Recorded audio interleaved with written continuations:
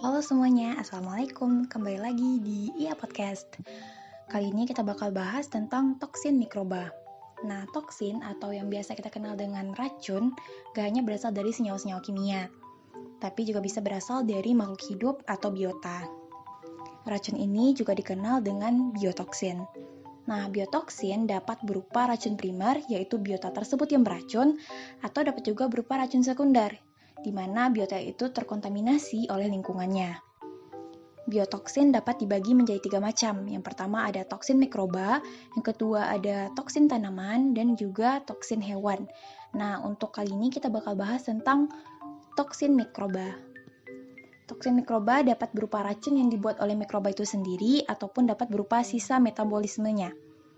Sebenarnya banyak banget mikroba pembentuk racun atau toksin, namun yang akan kita bahas hanya beberapa. Yang pertama ada Vibrio cholerae. Vibrio cholerae adalah mikroba yang menyebabkan penyakit kolera, di mana mikroba ini masuk melalui makanan dan minuman yang selanjutnya akan mengkontaminasi usus halus. Di dalam usus halus, ia akan merangsang enzim adenyl siklase sehingga ion Na tidak dapat diserap dan menyebabkan keluarnya ion Cl ke dalam lumen usus. Akibat terganggunya balance osmosis, maka banyak cairan yang masuk ke usus sehingga terjadi diare. Pengobatannya bisa dilakukan dengan rehidrasi.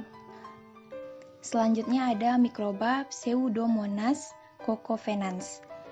Mikroba ini terkenal di daerah Banyumas, Jateng, yang terkandung pada tempe bongkrek. Nah, racun ini berasal dari ampas kelapa yang terkontaminasi Pseudomonas cacovenans yang memproduksi asam bongkrek, di mana asam bongkrek ini berupa cairan yang tidak berwarna sehingga sulit untuk dideteksi.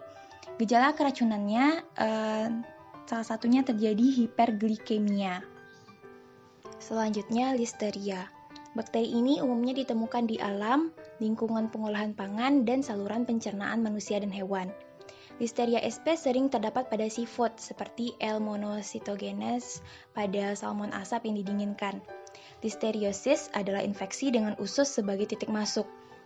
Masa inkubasi bervariasi dari 1 hari sampai beberapa minggu dan gejala pada orang dewasa adalah demam, menggigil, kembung seperti gejala flu. Pada anak kecil atau bayi dapat timbul gejala muntah dan kesulitan bernafas.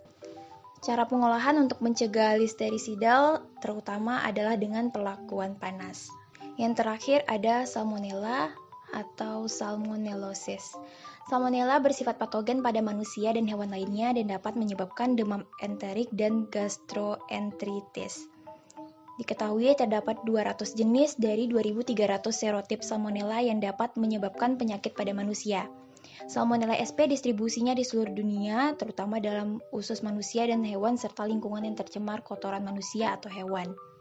Nah, gejala utama dari salmonellosis adalah diare tidak berdarah, sakit perut, demam, mual, muntah yang umumnya muncul 12-36 jam setelah konsumsi.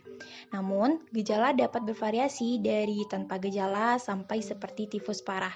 Penyakit ini juga dapat berlanjut menjadi komplikasi yang lebih serius.